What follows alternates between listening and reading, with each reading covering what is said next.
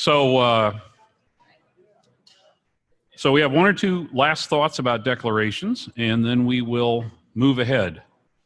So declaration number 3, the declaration where we explain how it might happen that the applicant in the priority case is non-identical to the applicant in the PCT that we're getting ready to file.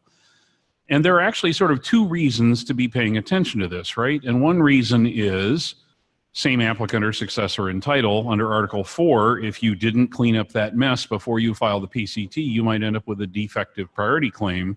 And there are real life court cases and stuff where that ended up being a real problem for the patent owner, that you really actively, you want to make darn sure you have same applicant or successor in title with that condition being fulfilled before you file your PCT.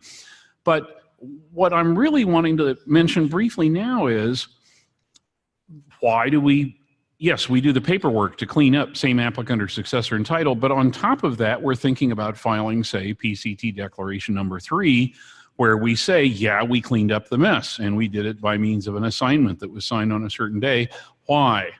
Well, because if we didn't do that, there are some offices around the world, some designated offices, that will ask us to do authentications to prove that the ownership is the same or whatever. And the authentications, during our earlier break, somebody volunteered to share a word or two about what the authentications are like. Who was my volunteer on that? Somebody volunteered to say how miserable it is. How horrible are the validations sometimes?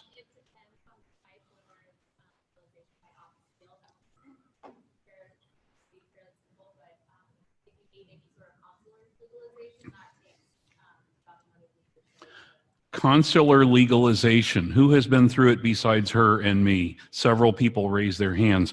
This is the thing where, like, you have to send like 14 FedEx packages, right? You have a FedEx package that went to the person who signed whatever it was, and then it's got to go to the state capitol in like New Mexico or whatever, Santa Fe, where the Secretary of State will say, yeah, the notary's signature, I recognize that. And then you got to send it to the Secretary of State in Washington, Mike Pompeo, who will sign something to say, yeah, I recognize the signature of the Secretary of State of the state of New Mexico. And then it's got to go to the consulate or the embassy in Washington, where they say, we recognize the signature of Mike Pompeo. And we're up to like 8 FedEx packages at this point, right? And then, oh, and by the way, does the consulate in like Kuwait or Saudi Arabia or whatever in Washington, do they do it free of charge? No. How much money do they charge? $600. Yeah. And that $600, what do you get for your money? You get a little gold seal and a little signature that says they recognize Mike Pompeo's signature. And then you ship it off to your consul in Kuwait or Saudi Arabia or whatever. And depending on what the nature of the document was, it might turn out that if you planned ahead and did PCT declaration number 3 or 2, it might be you don't have to do all those steps. So there are some designated offices where the filer who plans ahead and does declaration 2 or 3 may save themselves 14 FedEx packages and $600. Okay, so declaration number 4. Declaration number 4 is a declaration of inventorship for purposes of the United States. The chief area where that would come up for those of us who are located here in the US might come up, does any of us ever have work that we do where the work we're doing is somebody in a foreign country filed the PCT, and what we are doing is entering the US national phase from that PCT? Does anybody ever do that? Yeah. Well, the foreign firm might have done PCT declaration number 4, in which case you don't need to do an inventor's declaration form AIA01. And then there's declaration number 5, which is only rarely filed. Declaration number 5 is the one where someone says, I did a disclosure to the public before I filed my PCT, but it was at a World's Fair. And there's some countries where the law says that if your disclosure was at a World's Fair or international exposition, you get a free pass and it doesn't destroy your novelty or something like that. Okay. As I say, I did a webinar on this that went on for an hour and a half, and I'd love to, but we have so much more we want to talk about. ePCT does more validations. We've talked about it. How do you do ePCT Well, we'll just click through. Just very quickly, many of you have already done this. You get to ePCT, it's like going to a web page. There's a row of click places across the top. They're like tabs, and you can click through to whatever you want, and you can like save your work and come back. You can move forward, you can move back. If you can answer some of the questions, you do, and then you move ahead. Later, you have the answers to more questions. You could go back and keep going. You'd put in your priority claims. Of course, anybody who files a PCT, one of your obligations is to do what it takes to make sure that a certified copy of each priority application will somehow find its way to the International Bureau. And in the old days, when I was first in practice, you would take your certified copy that was a physical certified copy, and you'd put it into a courier envelope and send it to Switzerland. And that's how we used to do it. Today's kids, they have no idea how easy they have it, huh? It's all done with electrons now. It's done with PDX, and it's done with DAS, the electronic systems, and so on. And if it happens that the receiving office you picked was the same office as the place where the priority application was itself filed, there's a little checkbox that many of you make use of all the time, the little checkbox that says, please, receiving office, I'm putting it in your lap. You got to do what it takes to get the certified copy into the hands of the International Bureau, which is fine. Okay. Otherwise, sometimes the priority document was filed in some other office that's not the same as your receiving office. DAS might take care of your needs. DAS is a truly nerdy, geeky thing. How many people have used DAS? How many have done the DAS quiz that's in my blog? You have? Wow. How did you do in the quiz? It's easy, she says. That becomes a challenge for the rest of you. If she said it was easy, you all better do the DAS quiz. Go to my blog, go to the search box, and plug in DAS quiz, and see if you can say for yourself that you also found it to be easy. Yeah, okay. Designations. When you're filling in the request, these days, the way it works is you are automatically designating every possible country, whether you mean to or not, and that's good. There are some other tabs that you might skip over. The biology tab you might skip. There's an international search tab, which is the one where you say which searching authority you picked. You put in who's your applicant, who's your inventors, who's your agent. There's an address book in ePCT that's nice. And what's fun is you can share that address book with your colleagues who are other users of ePCT, and they can share their address book with you. So if somebody else in your firm has, say, the name of some inventor that you need, and they have it in their address book, they can share the address book with you, and you can grab that inventor and sort of drag and drop that inventor into your PCT request that you're working on. Did I happen to mention that it's good to learn how to use ePCT, maybe? Did I mention that earlier? I'm pretty sure I didn't, but I'll mention it now. Okay. There's a place where you put in like how many pages the different things are, like how many pages of spec, how many pages of claims. Why? Why does anybody care how many pages there are? Who knows? Yeah, because you got to pay more money if there's too many pages. Yeah. And now, what are the consequences of failure? If you like screw up and you didn't actually say how many pages there were, or you got, like you put in numbers that weren't accurate, will you lose your filing date? No. If they think you didn't pay enough money for your pages, you'll just get a request later to pay for the rest of your pages, which is okay. The ePCT will work out how much money it thinks you need to pay. And then when you get into EFS Web, it, of course, has a fee calculation page. And to the unlikely extent that anybody in this room has like an obsessive compulsive disorder, you may feel compelled to make the two numbers match, right? And if the numbers match, that's great. If they don't match, well, all that really matters is EFS Web, because EFS Web is what really counts. That's where you're really paying the money. Then you're going to get a zip file, and later you're going to upload that to EFS Web, and then you launch EFS Web, and then you get to the place where it says, are you attaching a zip file? Now let's just remind ourselves what this means. The screen in EFS Web says, are you attaching a zip file, right? And you could check the one box or the other. Now, if you're checking the yes box, then it means you're trendy, modern, and up to date. And many of you routinely check the yes box, I guess. The people who check the no box, according to Mike Neese at the U.S. Patent Office, that's 55% of PCT applications. People check the no box. And you can tell from what I've been saying, I think those people are risking malpractice every time they fail to check the yes box. All righty. Then you're in EFS Web, you keep clicking, you fill in all these various blanks, large, small entity, micro. Who uses micro entity?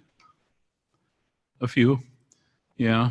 Boy, I don't like doing micro entity. I just see so many drawbacks to it.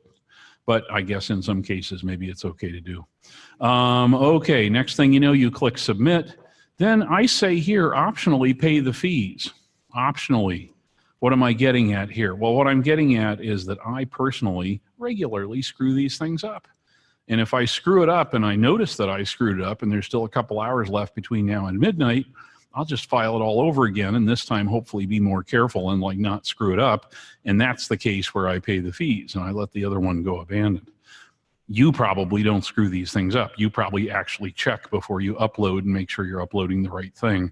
Maybe then go ahead and pay the fees at the time of filing. Okay. If you're going to file an ROIB, the steps are almost all exactly the same. You're in ROIB, you click through these various tabs. One difference, if you're filing an ROIB, that's probably not the place where you filed your priority document, in which case the little checkbox that says the receiving office is requested to please send the priority document over to the IB, that checkbox makes no sense if you're using ROIB, probably, in which case DAS is probably how you're going to get your priority document to be transmitted to the IB.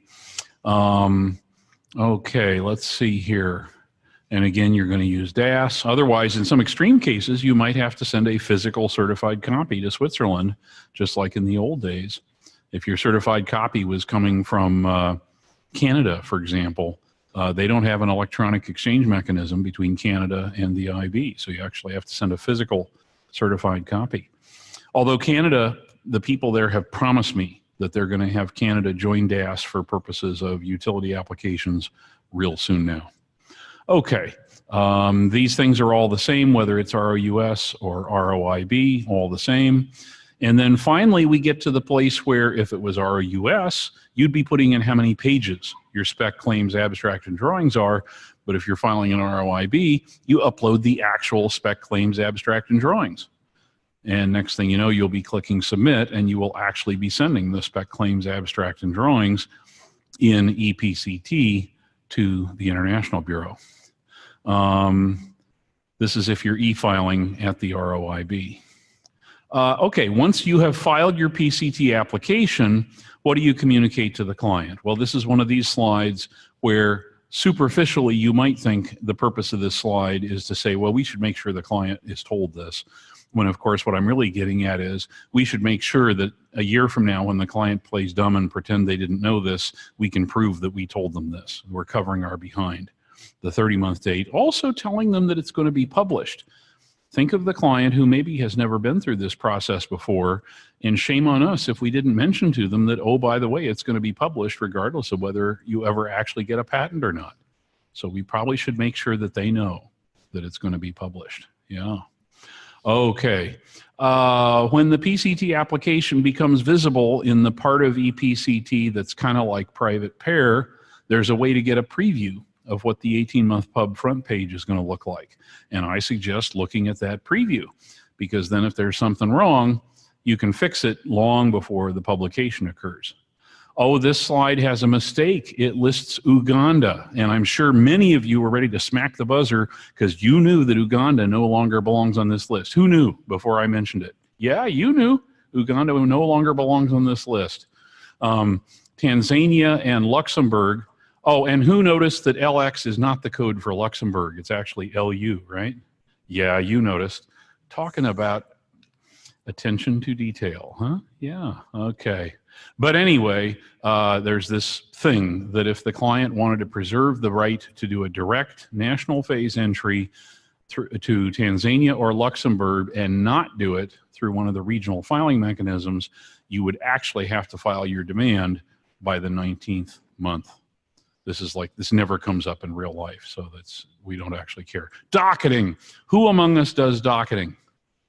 Okay, I'm going to just make a brief worship of the docket people who just raised their hands. We all realize, right, do we? The docket people are probably the only thing between us and losing our jobs because of repeated malpractice that would occur, right? Thank you to the people who do docketing. Yes, yes. So what are some of the things that we docket in the world of PCT? When a PCT is docketed, when a PCT is filed, we probably want to docket to make sure that every one of these things shows up. You may want to take this slide and go show it to your docket people and like independently confirm that they do in fact docket every one of these things. The RO105, which is kind of like a filing receipt. The RO102, which is where the receiving office tells you whether they think you did or did not pay the right amount of money. The IB301, which is also kind of like a filing receipt. The IB304, which is the one where the International Bureau tells you that you really did provide your certified copy of your priority document. Form IB304 is the one that sometimes contains what? What is the bad news thing that is sometimes on Form IB304?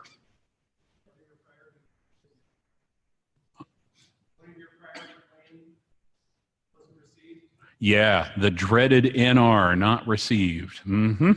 Form IB304 might contain the dreaded NR that our colleague just mentioned, which is WIPO's way of telling you, we haven't received the certified copy of the priority document. Ask yourself what it might mean. Well, it might just mean that a FedEx package got lost between here and Switzerland, right? It might be as simple as that. But what else might it mean?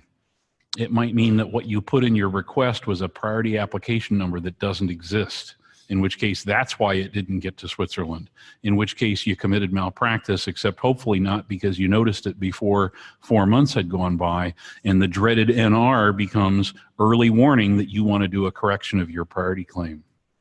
So you want to notice if Form IB304 fails to show up. Yeah, because that's one of the things to protect you from malpractice. ISA 202, this is the one you can use to calculate when the search report and written opinion are supposed to show up. And if you have the kind of client that really wants to keep on top of like when is their search report and written opinion going to show up, that form is important. What else are you going to docket? You're going to docket P+22 because that might be when your demand is due.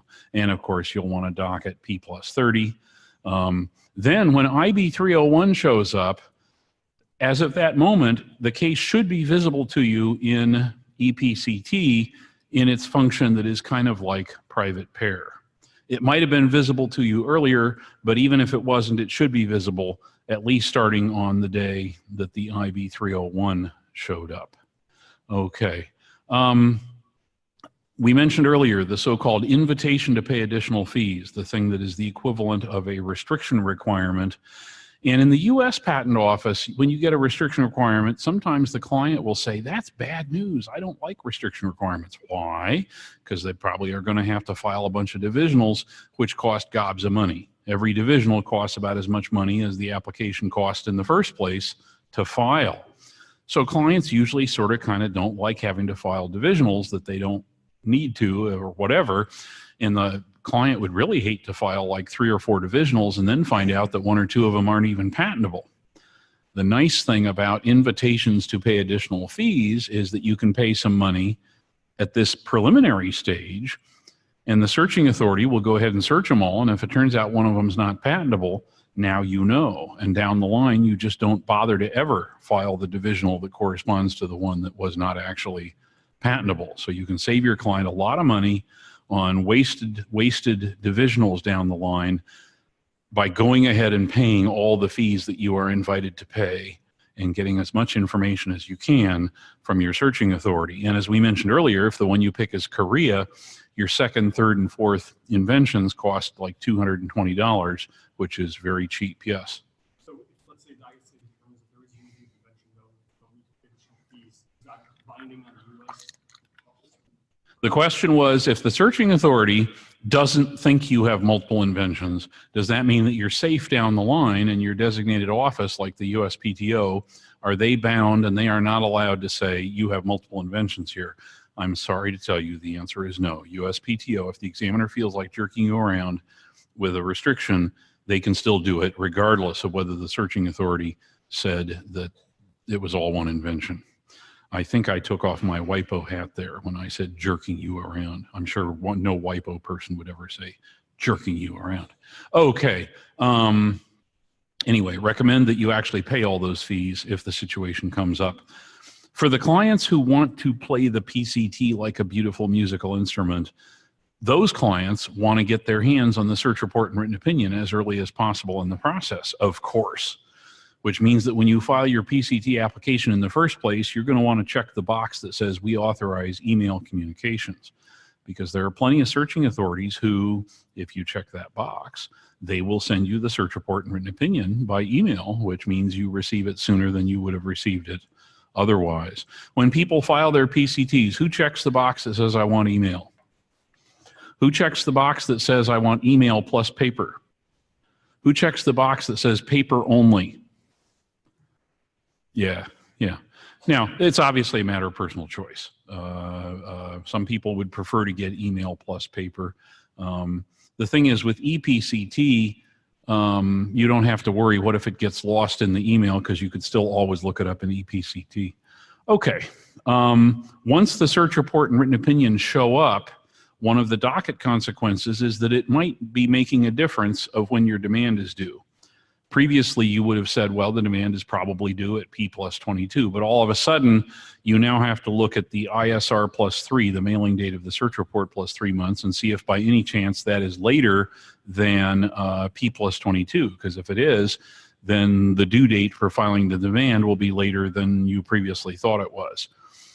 Now, wouldn't it be nice, just hypothetically, if there were like some software or something that would keep track of all this for you? Just, wouldn't it be nice? Yeah, you know where I'm going with this. ePCT keeps track of all this for you. So if you have a docket clerk and they're working on this task, right? The search report showed up and now they realize they need to go perhaps redocket when the demand is due, and they work out for themselves when they think the demand is due, and then they can compare with what ePCT thinks.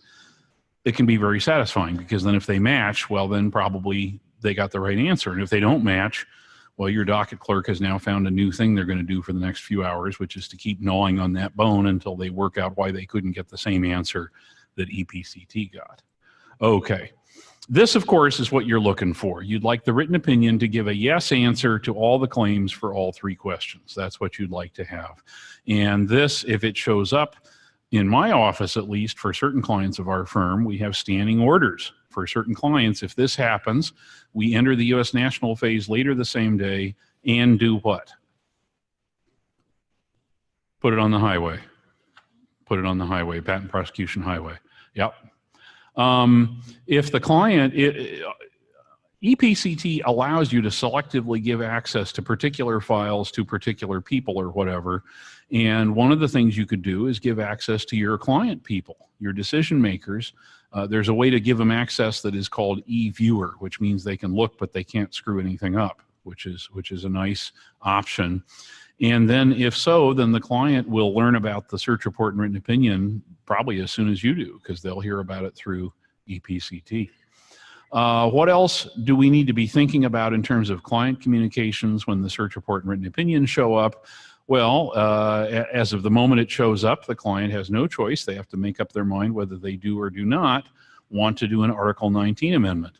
And they have to make up their mind whether they do or do not want to do a demand. So ePCT will calculate both of the due dates.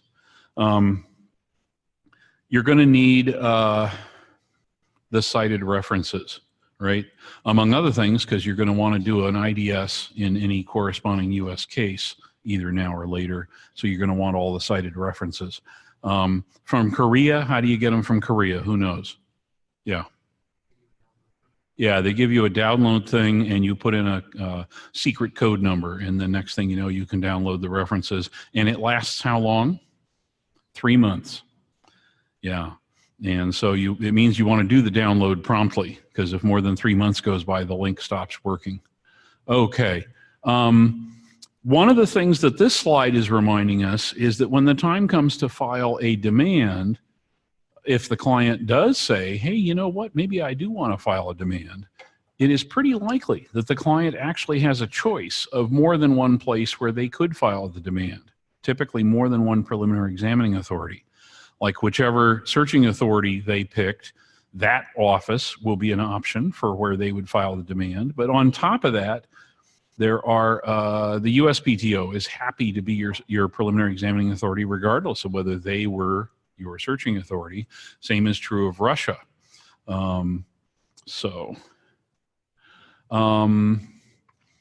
This slide reminds us that once the search report and written opinion show up, even if you have not entered the U.S. national phase, maybe go ahead and start the entry into the national phase and file the IDS so that it's done and you never have to wonder, what if I forget to file the IDS?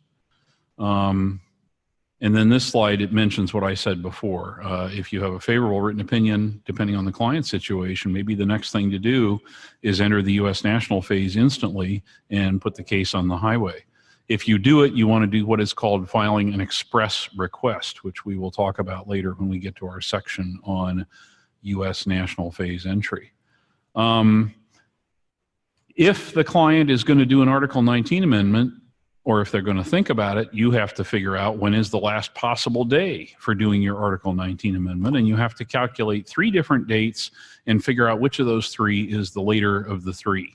And the 3 dates you got to work out is ISR plus 2 months after the search report was mailed, and 16 months after the priority, and whenever the technical preparations day is for that case. And you work out those 3 days and then write them all on a piece of paper and then see which one is the latest one, and that is when your Article 19 amendment is due. Who has personally been through that calculation at least once in your life?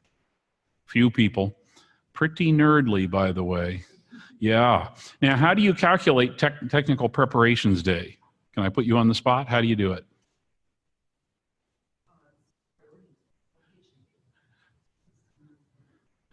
Technical preparations day, you start with the publication day, and then you back off 2 weeks, and then you back off 1 more day, and that gets you to a Wednesday. Except that if that Wednesday is a holiday in Switzerland, then you back off 1 more day. Yeah, and that's technical preparations day. And yeah. Wouldn't it be nice if there were some software that would figure that out, right? ePCT, yes.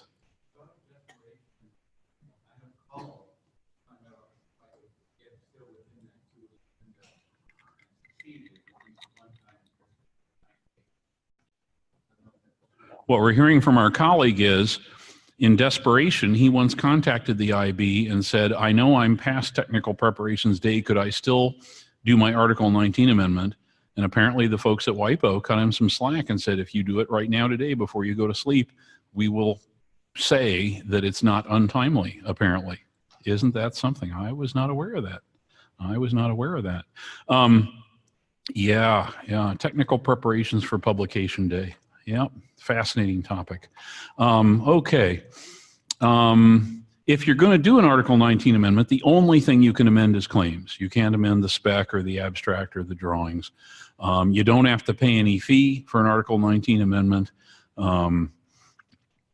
Anyway, sometimes clients choose to do it. The chief advantage, I think, for some clients is if you know absolutely for sure that there's a certain way that you would amend the claims and you're sure that that amendment is one you're going to want to make in every country, Article 19 amendment allows you to do it, and it covers all the countries, and you don't have to pay counsel in each country to individually amend the case. These slides talk about all the things you would do if you're doing an Article 19 amendment, and if you're ever going to do one, come back and read these slides. It goes on and on about how to do it exactly right. Where do you send your Article 19 amendment? Well, if you're stupid, you send it to like your receiving office or something, or to the searching authority, and if you're smart, you send it straight to the International Bureau. And oddly enough, the place to send it, or the way to send it, is through ePCT. Yep.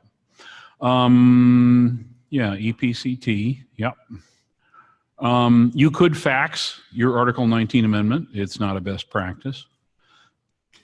Once you file your Article 19 amendment, you want to dock it and make sure this form shows up. This is the form where the International Bureau says, yeah, we agree, you did file your Article 19 amendment, and it will have a little check mark in one box or the other in which they tell you whether they think you did or did not file it on time. Who looks at it closely? Well, nobody looks at it substantively. The IB only looks at it to make sure the pages are all right side up and stuff, but they don't check to see if you were adding new matter. Oh, interesting. They don't check to see if you were adding new matter. Is this a way to slip in new matter? Of course not. Down the line when you enter the national phase, I promise you, each one of those national offices will independently check for themselves to see if they think you were slipping any new matter in through the Article 19 process. Okay, when you're filing a demand, if you do, one of your choices is to tell the preliminary examining authority, hey, please examine the claims the way I amended them in my Article 19 amendment. Okay, now let's see here. Oh, this we just talked about. If you file your Article 19 amendment, it covers every country. Yeah, when you're filing a demand, well, back when you filed your PCT in the first place, you had to worry about things like Argentina. When you're filing a demand, it turns out you have to worry about it all over again. So for example, at the time of filing the demand, what if during the previous few months, your client had like moved to Argentina from the US and renounced their US citizenship? Well, then that would mean they can't file demand because they no longer are a citizen or resident of a PCT country. This presumably is a fact pattern that doesn't come up very often, but I hear from the folks at WIPO that every now and then they'll run into a demand where somebody filed a demand and they didn't pay attention to this, and it turns out the demand is defective because there was a change in circumstance compared to where the applicant was located back when the PCT was filed in the first place.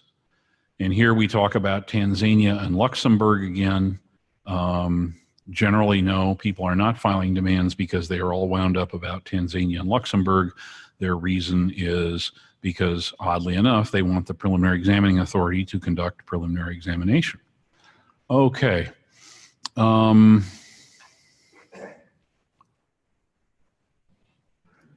Conceivably, a person might file a demand, not so much because they are unhappy about what happened in the searching authority, but rather just because there's something that's wrong in the application, they want to fix it.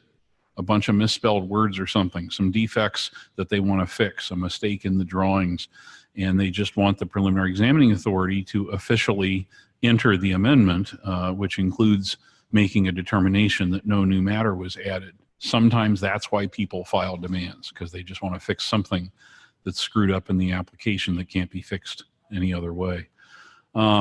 How do you pick your preliminary examining authority?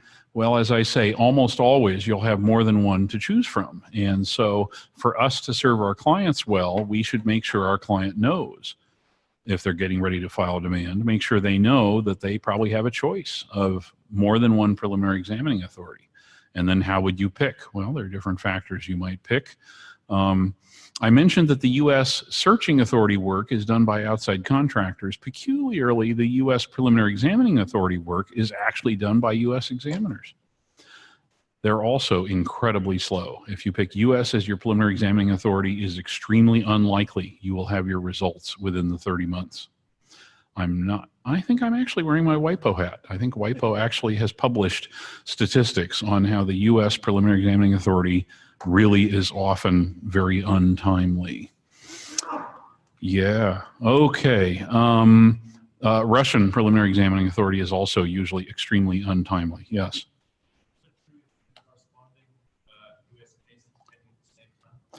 The U.S. utterly fails to coordinate those efforts. Even if the two cases are in parallel, in general, no one at the USPTO does anything to attempt to coordinate the activities. It's like sad but true. Yeah. Okay. How do you actually do the filing of the demand? Well, if you use ePCT, it will calculate for you which preliminary examining authorities you have to choose from. It'll construct a custom-made drop-down list for whatever file you're working on at the time. Did I mention it's good to know how to use ePCT? Maybe I did. Okay. All right. This we talked about. The system will recalculate when your demand is due. Oh, yeah. Wouldn't it be nice if just hypothetically, wouldn't it be nice if like some email would come to you in an automatic way saying, you know, your date is coming around for filing a demand, the deadline's coming up, or like an email that would be, you know, your 30 months is coming up, your 30 months is coming up. Wouldn't that be nice? Just hypothetically. Yeah, ePCT will do that for you. It'll send you emails that important things have the date coming up. Your date for filing a demand will expire in 2 weeks. Yeah. Did I mention it's good to use ePCT? But this only works if, number one, you have a WIPO user ID and password and two-factor authentication, which means you can log into ePCT, and whatever PCT application this is, it's in your workbench. All those conditions have to be satisfied. Only then will these reminder emails show up. It means you got to take all your PCTs that you filed last week and last month and 2 or 3 months ago and so on, and somehow get them into your workbench so that you can see them in ePCT. Now, when you file a regular old US patent application, what is it that you do? What is it that you do to make it so that later you can see it in private pair? Many of us don't even know because we just automatically do the thing that makes it so that later we can see it in private pair. But what is it that you do? It's a customer number thing. As long as you pay attention to what customer number you put on the file when you file it, that's what will make it so that like 10 seconds later, maybe you'll see it in private pair. Although, as I mentioned yesterday, I have 4 design cases I filed yesterday, and only 3 of them I can see in pair today. One of them I still can't see in pair. It's very frustrating for me. And it's a case where I had to pay some fees, and you can't pay the fees in EFS Web until the case is visible in pair. So in that case, I had to pay the fees. How? How did I do it? By fax. By fax. I had to pay the fees by fax using Form 2038. Yeah. So anyway, what's my point? Probably what you would say to yourself is, I wouldn't mind getting these emails. Yes, I know you have a docket system. It keeps track of all these things. What's the harm in also getting a reminder email on things that are as important as like your 30 months is running out? But to get those emails, the case has to be in your workbench in ePCT. So how do you get a case into your workbench? Well, we will have a cliffhanger, and later we will explain how you take your old cases. Well, maybe some of you have done this. Show of hands, who has successfully gotten some old case that wasn't visible to you in ePCT, and you made it so that it was visible to you in ePCT? Who's actually done that? Yeah. How tough was it? Wasn't hard at all, we heard from her, and I didn't even plan ahead for her to say that. Yeah. Okay. Anyway, according to the rules, you could do a demand without doing an Article 34 amendment, but almost always people do both. Okay. You can't add new matter. We talked about that. How do you file the demand? Well, you file it by sending it to the preliminary examining authority that you want. If the preliminary examining authority that you want is the US preliminary examining authority, well, then you file it in EFS Web, sort of common sense. If the preliminary examining authority that you decided you want is somebody other than the USPTO, you need to have the self-control to avoid filing it in EFS Web. Why? Because if you screw up and file it in EFS Web, the USPTO will steal that work and they will do it, and it'll be the wrong preliminary examining authority. It won't be the one you wanted. So if you picked a preliminary examining authority other than the US, you need to file it somehow in a way that's not EFS Web. The normal way to do it these days, if you are trendy, modern, and up-to-date, is to file it in ePCT, and then the folks at WIPO will forward it to the preliminary examining authority, and you will get credit for having filed it in Korea or Europe or whatever. You'll get credit for having filed it there on the day that you filed it in Switzerland through ePCT. Okay. Paying fees for the demand, typically you'll do it with the same bank wire transfer mechanism that you would have used to pay your foreign associates. Okay, What are all the required documents for the demand? You will come and study these slides if you're going to go file a demand. I'm just going to click through them just to save time. Tanzania, there's Luxembourg with the correct 2-letter code. Other things you would do with your demand, other things with your demand, more things about the demand. Now, the stuff about how the demand works. The way it used to go is you'd file your demand and then the preliminary examining authority would toss it in the freezer and do nothing until P+22. But starting on July 1 of this year, the way it's going to work is the exact opposite. They aren't going to toss it in the freezer. When you file your demand, they're going to start doing their work instantly. This means that you want to make sure you've got your amendments, whatever they are, into the case at the same time.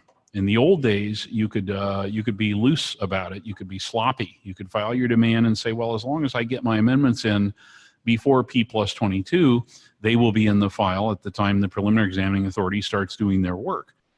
But starting on July 1, what's going to happen is the preliminary examining authorities are going to start doing their work the instant you file your demand. Therefore, you want to make sure you get your amendment in. If any of you had been subscribed to my blog, which apparently none of you were, you would know this already because I blogged about this a few months ago, okay? So word to the wise, you need to be subscribed to my blog. Okay, this slide is reminding us that although you could wait until the last possible day for filing a demand, there's a lot to be said for filing it sooner. The sooner you file it, the sooner you might get good news, and that might help you get a patent, among other things. Okay. There's a form to watch for. It's form IB 368, which is where the International Bureau says, yeah, we agree, you did file your demand, and it was by some particular date. Later, if you filed it in EFS Web, of course, you'll want to look in private pair to make sure everything's okay. Later, the preliminary examining authority will mail you their form that says, we agree, you did file a demand, and you filed it by some particular date. You'll want to dock it for that. Once you have filed your demand, this thing that only happens 10% of the time, but if you did, you'll probably want to dock it 28 months to make sure your preliminary report on patentability shows up by then. And then this second bullet point here, depending on the historical timeliness of the preliminary examining authority, be prepared to pester them. This is polite language, which when translated into plain language is, if you are stupid and you pick the US or Russia, be prepared to have to beat them up to get your preliminary exam report before your 30 months is up. I think I'm not wearing my WIPO hat right that moment. Okay. You're always entitled to one phone call. If you file a demand, you're allowed, the preliminary examining authority is not allowed to say no if you want to talk with them at least once in the demand process. So keep this slide handy. What would you like? You'd like this, of course. You'd like this fully favorable preliminary report on patentability in which all 3 questions are answered with a yes for all of your claims. And if you get one of these, as I say, we have one client who gives us standing instructions whenever we get one of these, enter the U.S. national phase and put it on the highway later the same day. This slide compares and contrasts the 2 kinds of amendments, Article 19 and Article 34, and all of the similarities and differences. Okay, 92 bis requests. We talked about it a little bit before. Now we're going to talk about it more. So you're going to update who are the inventors? Did we have? We used to think there were 3. Now there are 4. Or the inventor's address changed, or the applicant's address changed, or the applicant's name changed, or the applicant changed from being an LLC to a corporation or something. 92 bis changes would be the way to address those things. Having said all that, in the US, in an ordinary domestic case, how do you update stuff like that? By an ADS. Who has done that? Who's done US ADS changes? Would you characterize it as pleasant or unpleasant? Neutral. You don't think it's a problem. Is there anyone who shares my view that it's sometimes very unpleasant? That the patent office will jerk you around and say you didn't do your strike-throughs and underscores correctly or whatever? The EFS Web ADS, they do the strike-throughs and underscores for you, and then presumably they can't complain about how you did it because they did the strike-throughs and underscores. Well, number one, it doesn't work. And number two, it's not available for national phase cases. Yeah, that online strike-through underscore facility is not available for national phase cases. Okay, anyway, so 92 bis. If you wanted to make those changes, you could simply send instructions to all of your counsel in every country where you're going to enter the national phase, but then each one of them is going to send you a bill for $1,000 or something. This, you don't have to pay any money to foreign counsel. So there's a lot of advantages to using 92 bis as your way of making these changes. The thing about 92 bis is it's only available in cases that have not gone past their 30 months. If you wait until 30 months and then one more day and then you try to do a 92 bis, the International Bureau will politely decline to do the changes for you. So you want to keep track of it, and if you have some 92 bis changes you're getting ready to do, make sure you do them before the 30 months has come and gone. Here is one of these nice little reminder emails. The 30-month time limit will expire in 1 month. Wouldn't you like to be getting those reminders? I certainly am happy that I get them. But for this to work, you have to be using ePCT, and you have to get this case into your workbench. Yeah. Okay. IPRPs, International Preliminary Reports on Patentability. There are two kinds. There's the kind that you have if you did not file a demand, and that's called IPRP under Chapter 1. And there's the kind you get if you did file a demand, and that's the IPRP under Chapter 2. IPRP under Chapter 1, this is the one where this thing shows up and you say, this must be important, and then you look and it's like, well, this is the written opinion that I got a year ago. What's going on? It's just the same old written opinion, and now they put a new sheet on the front. When is our break supposed to be? Huh? 2 o'clock? All right, so we have a few more minutes before our break. Okay, IPRP under Chapter 2, this is the one where somebody filed a demand and then you receive the IPRP. What is the demand exactly? How do you decide whether to file a demand? Well, one of the ways I sometimes try to describe it to a client or something is, you think of ordinary domestic patent practice where you file a patent application, the examiner mails an office action, and maybe you feel like responding to the office action, hoping to come closer to getting a notice of allowance. And if you did respond to the office action, later you would expect to hear back from the examiner what the examiner thinks about whether you have improved the situation about patentability. Sometimes I will tell a client that's what a demand is. A demand is like responding to an office action. If you file a demand, you say what you feel about what you saw in the search report and the written opinion, and then this result, this IPRP under Chapter 2 of the treaty, is kind of like a second office action, or is kind of like a notice of allowance. It's kind of like the examiner saying, well, I saw your response, and here's what I think now about whether it's patentable or not. There are also two kinds of written opinion. There's the written opinion of the searching authority, and there's the written opinion of the preliminary examining authority. Usually people don't receive written opinions from their preliminary examining authority, but every now and then it happens. And this slide is just meant to acknowledge that every now and then you'll get a written opinion from a preliminary examining authority. Entry into the national phase. Well, there's a time limits page on the WIPO website where WIPO explains country by country, office by office, which countries will give you, which offices will give you 30 months, which ones will give you 31 months, and that table is very helpful. Who has used that table in your work? Many people, yeah. And that's the easy place to check and see, for example, that EP in Korea are 31 months. Client obviously has to make decisions. Where do they want to enter the national phase? Was anybody willing to share a thought or two about how some of your clients make decisions of where to enter the national phase?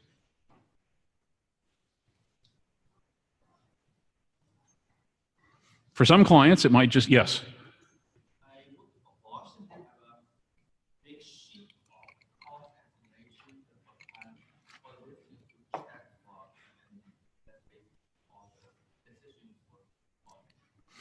So they have a sheet, a spreadsheet or a table with rows and columns, and I remember years ago hearing David Reed give presentations.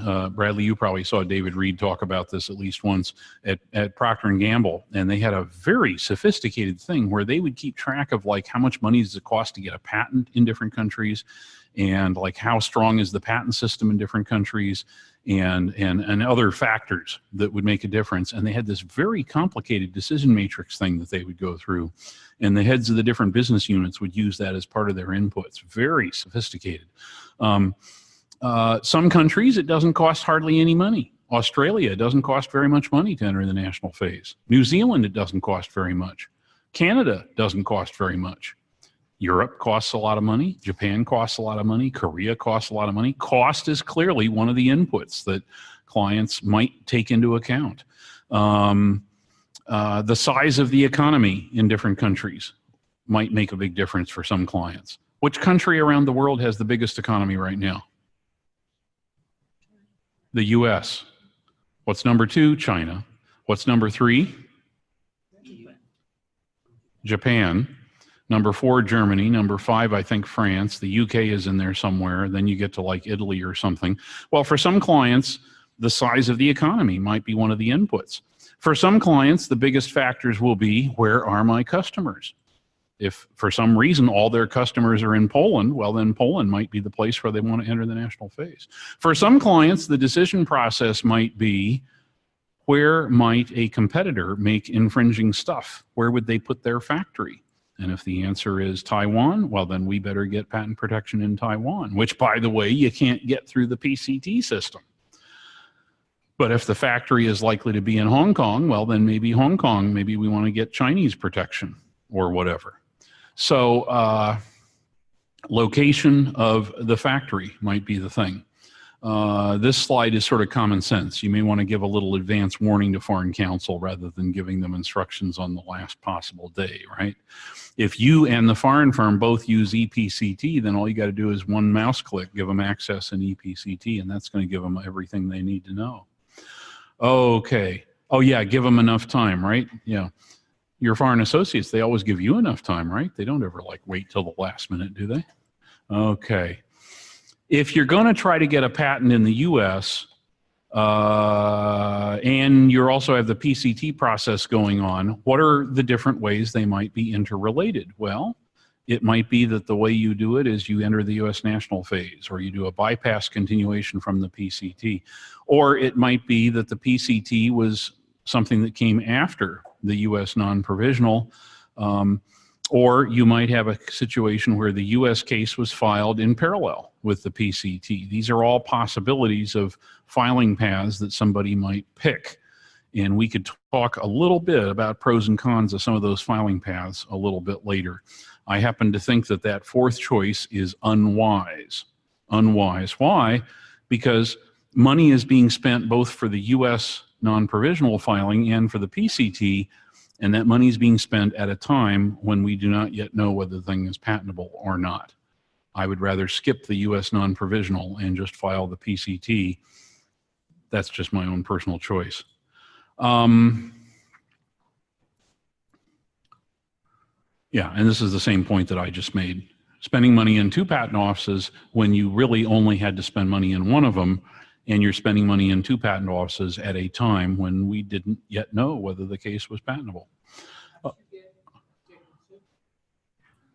Sorry?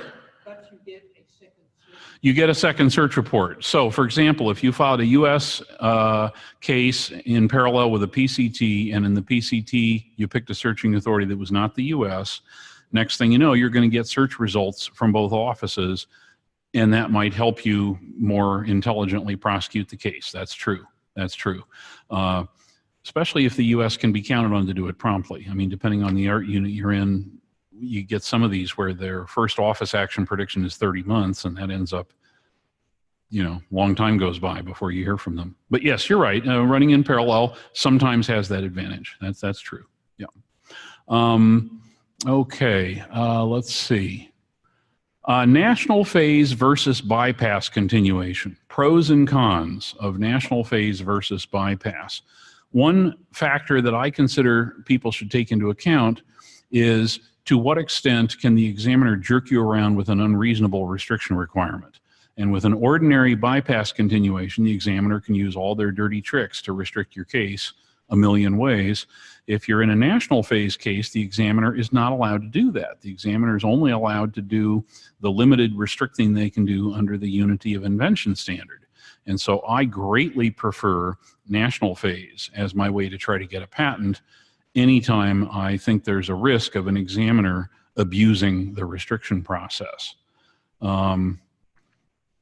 Certified copies. If you do a bypass continuation, it's going to be on you to somehow get certified copies into the hands of the USPTO. In contrast, if you use national phase, the PCT process is probably going to take care of your certified copies. Of course, PDX and DAS may take care of you with your bypass continuation in terms of certified copies.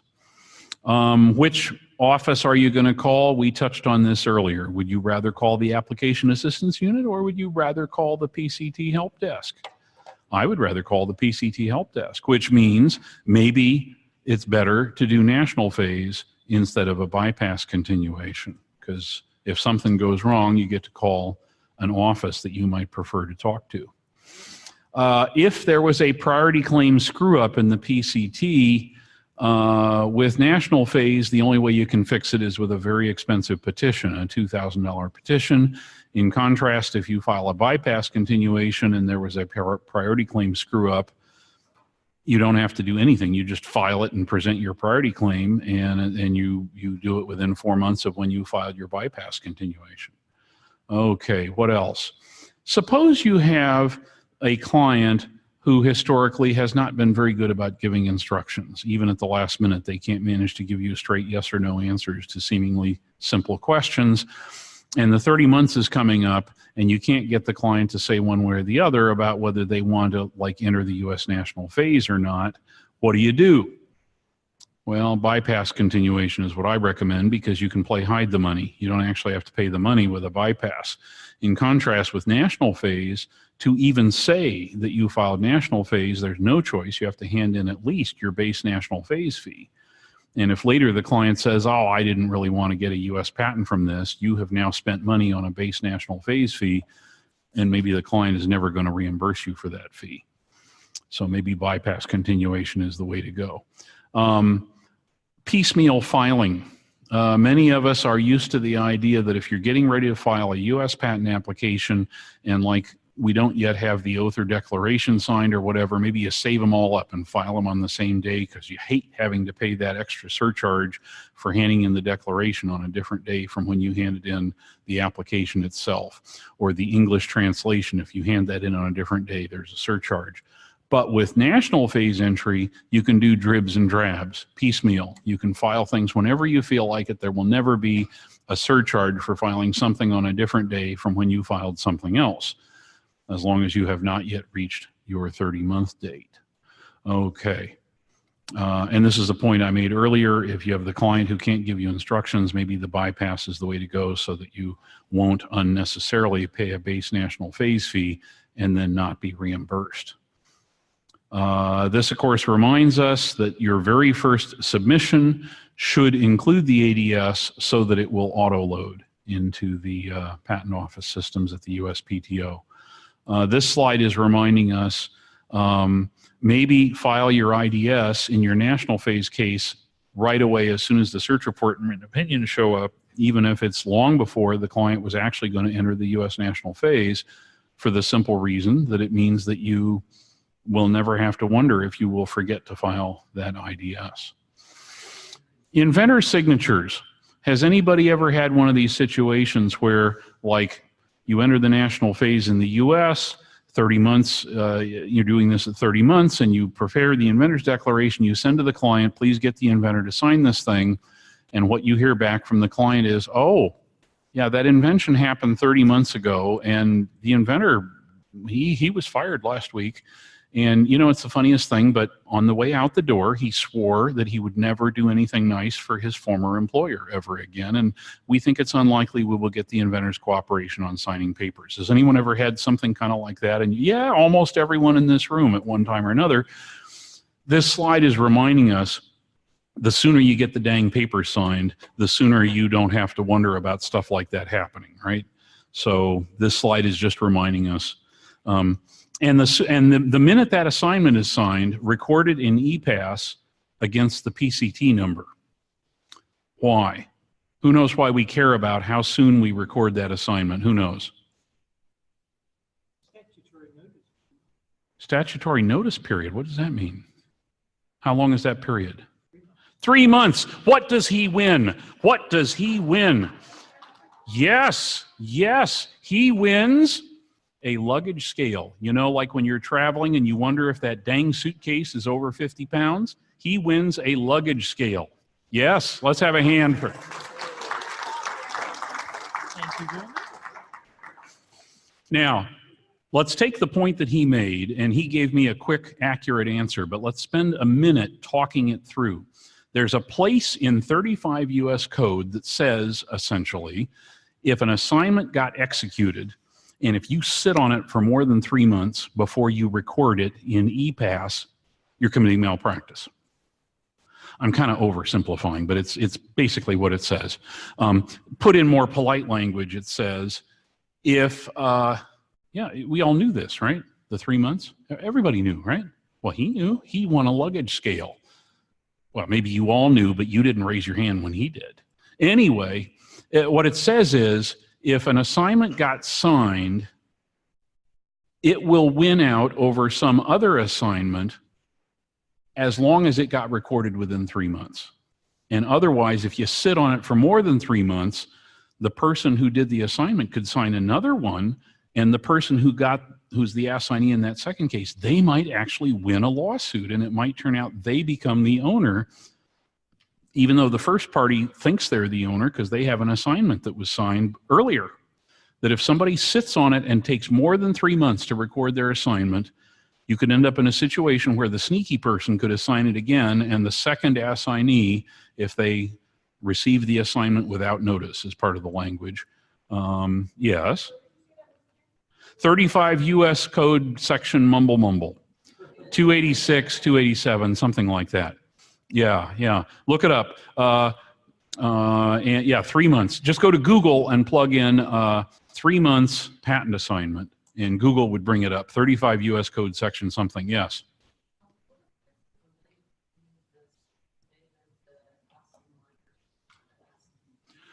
What if there's a delay between when the two parties to the assignment signed it, like the assignor and the assignee? Well, the 3 months runs from the assignor when they signed. If you let more than 3 months go by, that's where you're in big trouble. Yeah.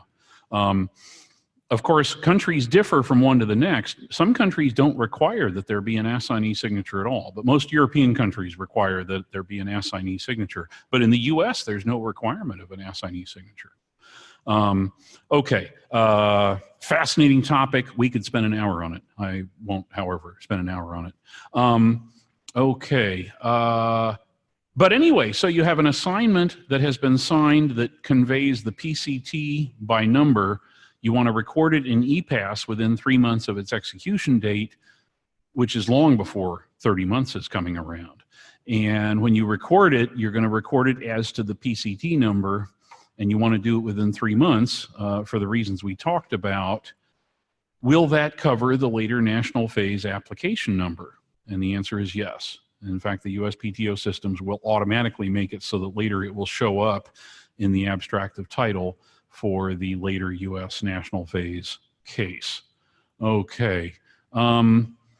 This slide is reminding us that if we get instructions to enter the national phase from a PCT, and the case was originally filed by foreign counsel, they might have been so trendy, modern, and up to date that they used PCT Declaration number 4, the one that covers the inventor's declaration for purposes of the United States. If so, what do we want to avoid? We want to avoid looking stupid in front of our foreign counsel, because if we look stupid to them, they might not want to send us any more work.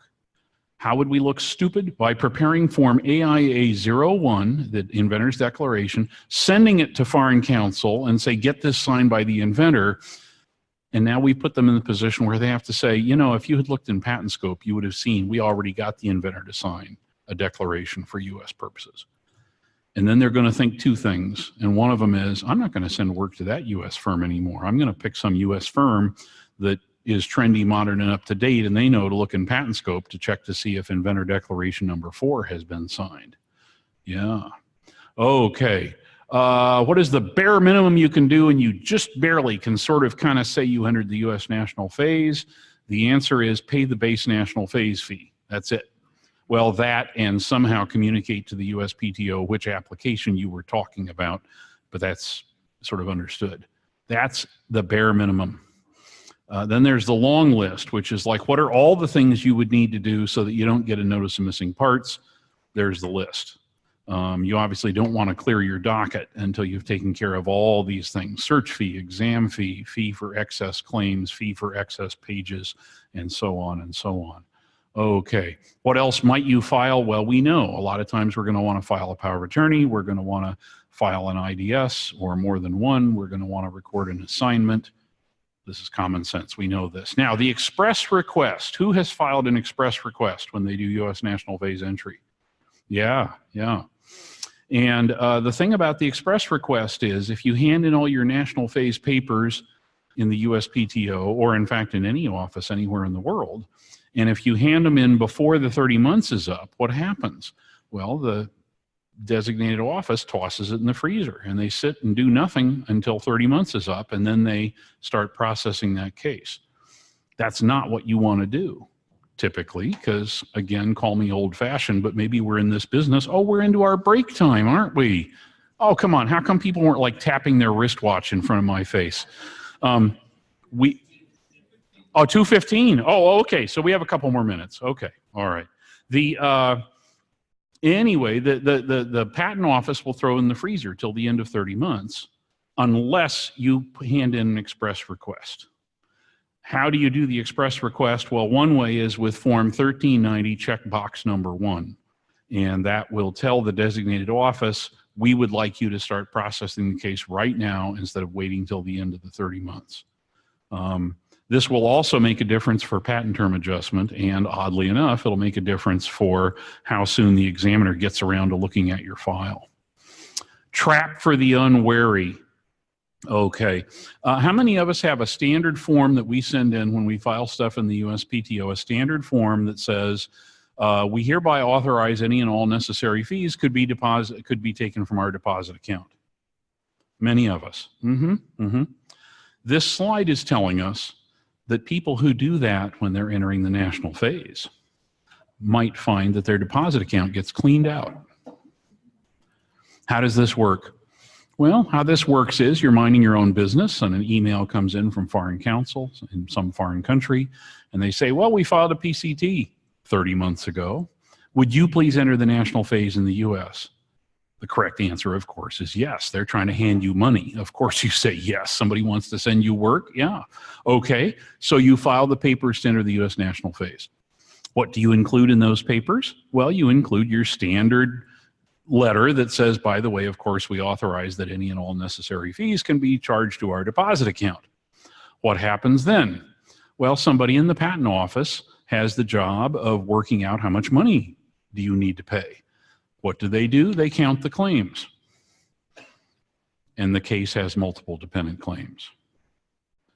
Claim 2 says the system of claim 1. Claim 15 says the system of claims 1, 2, 3, 4 up to claim 14, any of those claims, right? You multiply it out and it's like 15 factorial or something, right? You do the math. The case has like 10,000 claims at that point by the time you work out all the multiple dependent claims. So the patent office person says, well, let's see, okay, 10,000 claims. Well, that's okay, 10,000, you're allowed. Let's see, how much money is that? How much do claims cost these days? Claims beyond 20, what do they cost each? 200, I think. Okay, so you have 10,000 claims, okay, and they're $200 each. Oh, but the first 20 claims are free. So 9,900 and whatever, 80 claims times $200. It's just this close to being $2 million at that point. The USPTO person says, well, $2 million, well, that's not a problem. Oh, look here, it says that they're authorized to charge any and all necessary charges to the deposit account. No problem. Oh, I thought it was going to be a problem. No, we'll just take it from their deposit account. They go to the deposit account. How much is in the deposit account? 2 million? Probably not. How much money do you guys keep in your deposit accounts? 100 grand maybe. 100 grand? 50 grand? How much? Couple million? Other people? They would take the 2 million. Now, I mentioned that Mike Neese is a really nice guy, and he works at the USPTO, and he's in charge of PCT. And when he gets to this topic, he talks about this. And one time, and sometimes at the end of the day, he and I will have a dinner together, and we'll have a glass of wine or something. And one time, I said to myself, I'm going to find out, like, what is the worst that ever happened to anyone that he knows about, right? And I said, Mike, what's the most money anybody ever lost screwing this up? And he says, you know, I can't tell you that, Carl. And I said, well, Mike, tell you what, if anybody ever lost at least 50 grand, blink. And he blinks, okay. And then I say, okay, 100 grand, and he blinks. And I say, $250,000. And he says, stop, Carl, I can't keep blinking. I've never gotten him to tell me how much is the most money anyone ever lost because of this. But the rules are that you can only get it back if it was paid by mistake, and this does not count as paid by mistake. You filed a case with 10,000 claims, you authorized charging the fee to your deposit account. It's as simple as that. It's not a mistake. It's what you told them you wanted to do. So the moral of the story: do not authorize charging claims fees to your deposit account if you're entering the U.S. national phase.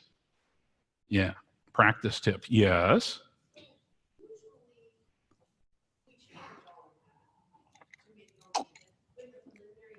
Sure.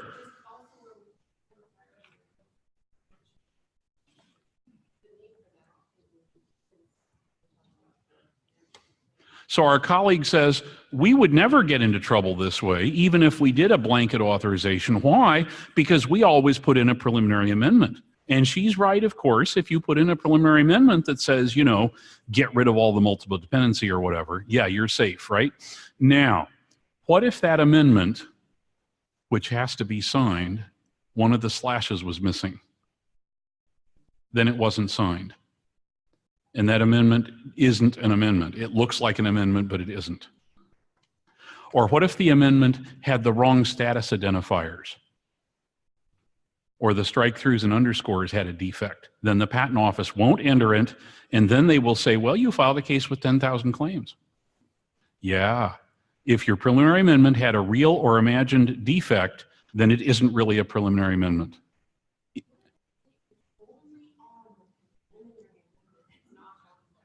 Yeah, what if?